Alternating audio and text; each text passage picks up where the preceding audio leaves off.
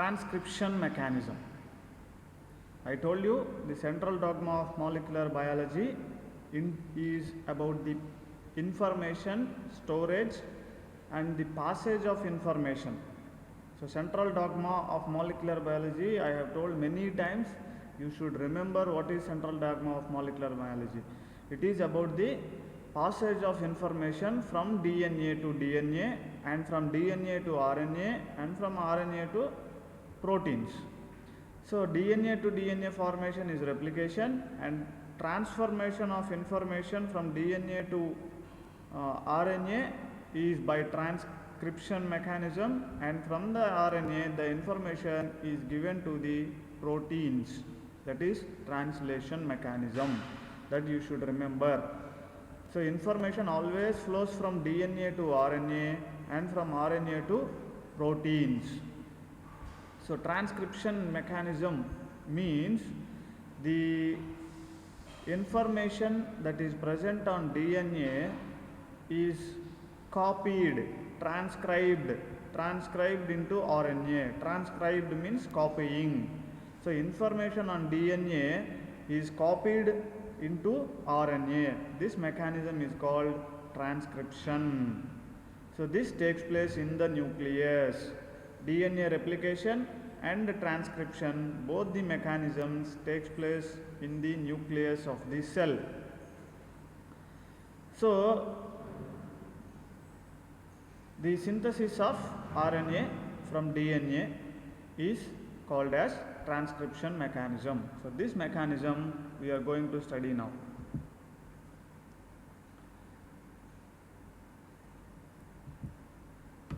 So similarly, similar to the DNA replication, this transcription mechanism is also having three stages, three phases.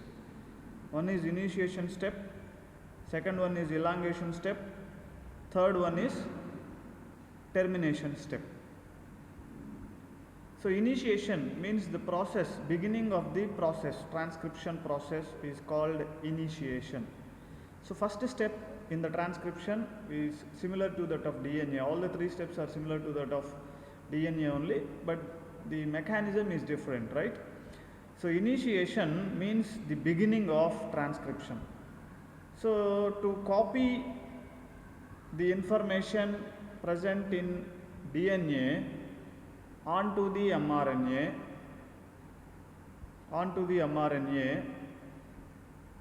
takes place or begins in the initiation step.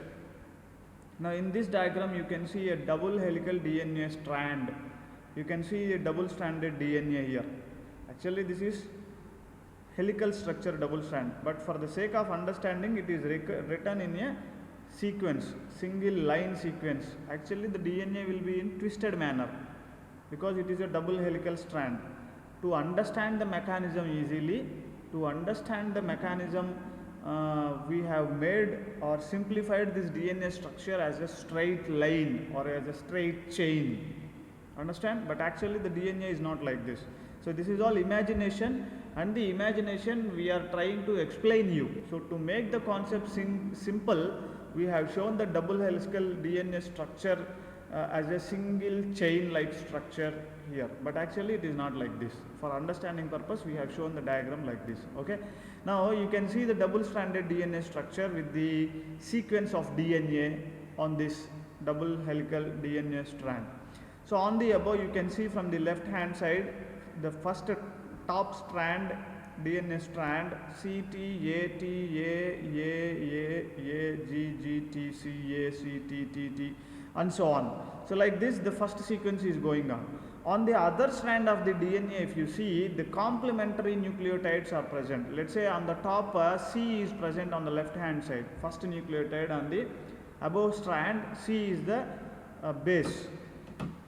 Now down, the complementary nitrogen base for C is G. Now next to the C is T, complementary nucleotide is A. So next is AT, TA, AT, AT, AT, AT, like this. So the complementarity, this is what the complementarity is. So DNA double helical strands are complementary to each other and they run in anti-parallel direction. These points have been discussed when we are discussing about the DNA structure also. Now you can see the double helical structure of DNA. Now this DNA contains the information in the form of nucleotides, and this information is read in the form of code. This code is called as genetic code. So this genetic code is read, which is present on the DNA, is read as mRNA. So if you remember the differences between DNA and RNA, DNA contains a nucleotide called thymine. DNA contains thymine nucleotide, whereas uracil is seen in RNA, is a pyrimidine. Two purines are there, adenine and guanine, both are present in DNA. Three pyrimidines are there, that is thymine, cytosine and uracil. So thymine and cytosine can be seen in DNA, but uracil is seen only in RNA. Uracil comes in place of thymine. This you should remember. So there is a difference between DNA and RNA in the language. There is a difference between DNA and RNA in the language. So DNA language is ATGC, ATGC, ATGC. This is the language of DNA. So wherever the T comes, in RNA the T is replaced by U, means uracil. So ATGC means in RNA it will become AUGC, AUGC, AUGC. And the complementarity for A is T. So wherever A is present on the DNA, when it is transcribed into RNA, A should combine with T. This happens only in DNA. But now transcription is a mechanism where RNA is synthesized. So RNA, it will not contain uracil. It will contain only uracil instead of thymine. So in the RNA, if DNA is having A, the complementary nucleotide on RNA will be T. If it is DNA, but it is RNA, so this T is replaced by uracil in case of RNA. So wherever the T comes in RNA strand, the T is replaced by U. But if the DNA contains T, opposite nucleotide will be A only, and A will be present, adenine will be present in RNA also. So wherever the T that comes on DNA complementary strand, that is replaced by uracil in case of RNA during the process of transcription. Very, very important point you should remember. So there is a slight change in the language of DNA and the language of RNA. And this information which is present on the RNA is passed on to the protein synthesis. That mechanism is called translation. Now protein synthesis, proteins are made up of amino acids, you know that. So amino acids language is different and DNA language is different. So mRNA or RNA is the one which is mediating the passage of information from DNA to proteins or amino acid synthesis. So that is why I said central dogma of molecular biology is very, very important. Central dogma of molecular biology is very, very important because the flow of information you should understand. The flow of information takes place from DNA to RNA and from RNA to the proteins. Now the proteins will go and do the function in the body cells. So that is why proteins are called as workhorses of the cell. Workhorses of the cell. You take any system, for example, let's take our college. In our college, King is there, our MD sir. MD sir will sit in his chamber, so he is the king. So he is the master of making everything, master of making all the plans for the institution. So he will prepare the plan. So he is like DNA of the cell. Okay. Now once the plan is ready, plan has to be given, that execution of this plan should reach to the students so that students will get benefit out of the plan. So for that, what DNA will do means king will do. King will call all the HODs and principals or coordinators. So he will call all the HODs and he will tell about his plan. So this is the plan. You take the plan and go and give it to the assistant professors, tutors and other lecturers. They will go and execute your plan, and finally the plan will be delivered to the students. Now here also there are 3 stages. DNA is the king. He means our MD sir. Okay. Now RNA. RNA, because DNA cannot talk to the proteins directly because that language is different. Same way the king cannot talk to the students always, because king understanding level will be different, students understanding level will be different. So for that matter, king will give the information to all the head of the departments. Now head of the departments, what they will do, they will pass on this information to the all assistant professors, tutors and other lecturers. Now these, they will take the plan and they will explain it to the students and they will implement their action. Finally the work will be done, so students will be ready for the exams. So this is how the information is flowing. So in the body cells also, information is flowing from DNA to RNA and from RNA to the proteins. Now ultimately proteins are the working units. Understand? So this is how the information is flowing. That is what the central dogma of molecular biology. Again and again I am telling you, central dogma of molecular biology you should understand, then only you will be able to understand replication, transcription, translation. Now you have understood that the information present on DNA is copied by RNA like mRNA by a mechanism called transcription. So language of DNA is ATGC, whereas language of RNA is AUGC. T is replaced by uracil in case of RNA. Very, very important. So wherever the DNA contains A, so on the RNA, instead of thymine, uracil will come in RNA during the process of transcription. This point you should remember. Now see this diagram again. There is a promoter region, there is a transcription unit and there is a terminating unit. So this is a DNA double helix structure you are seeing. On the DNA double helical structure, the information is stored in the form of genes. So gene contains 3 units. A gene is always having 3 units: promoter region, transcription region and termination region. Promoter is present above the transcription unit, means first region is promoter region, which is followed by transcription unit and the terminating unit. Now transcription unit is the actual portion of the gene which is going to be transcribed. Transcribed means copying. Transcribed means copying.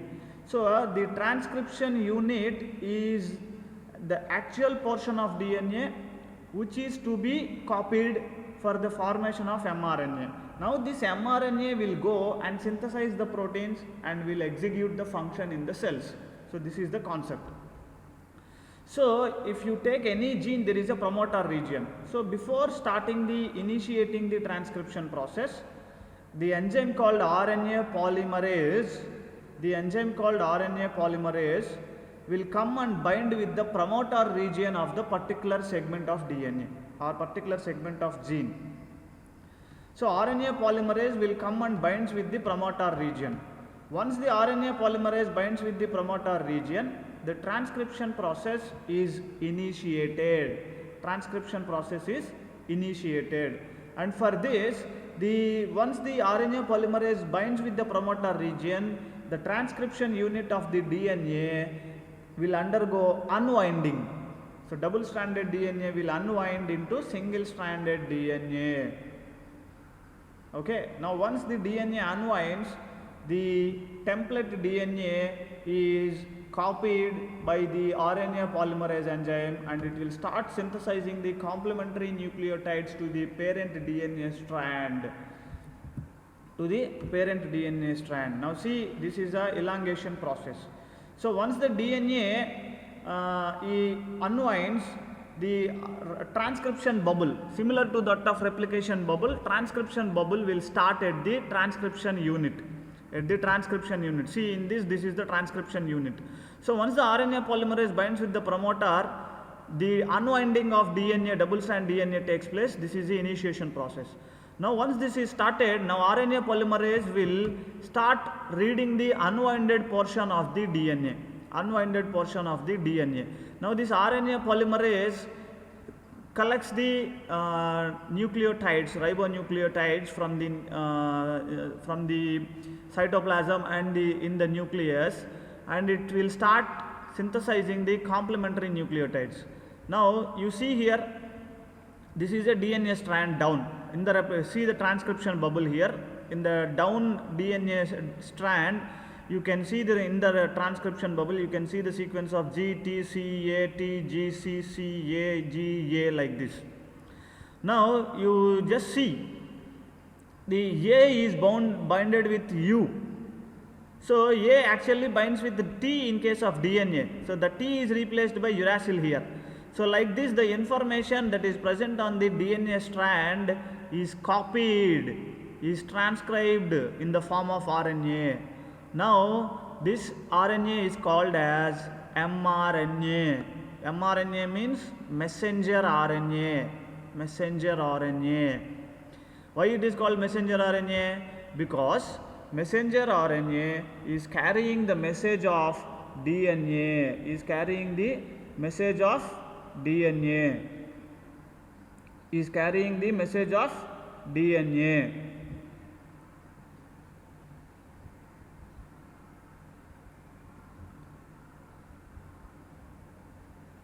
So it is carrying the message of DNA, that is why it is called messenger RNA. Now termination. Now in the termination, what will happen once the transcription unit of the gene segment is completely copied? Now mRNA is released.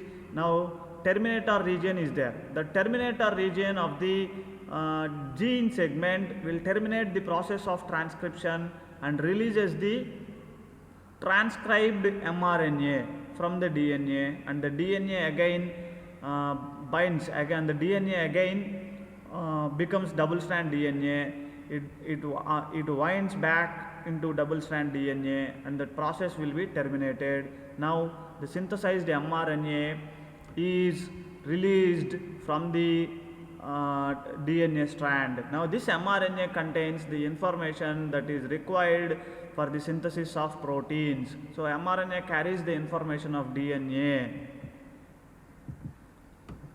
Now this is about 3 steps: initiation, elongation and termination. Initiation, this process, the DNA segment or gene contains promoter region, transcription unit, terminating unit, followed by transcription bubble, which is moving across the transcription unit and copies the information of DNA and makes the mRNA. Now in the termination, once the transcription unit reading is complete, the replication transcription bubble enters into the terminator region, and in the terminator region there will be a codons for stopping this transcription process. Now mRNA synthesis will be complete and mRNA is released from the transcription bubble. It carries the information required for the synthesis of protein, and it carries the information of DNA to the proteins for the performance of work in the cell.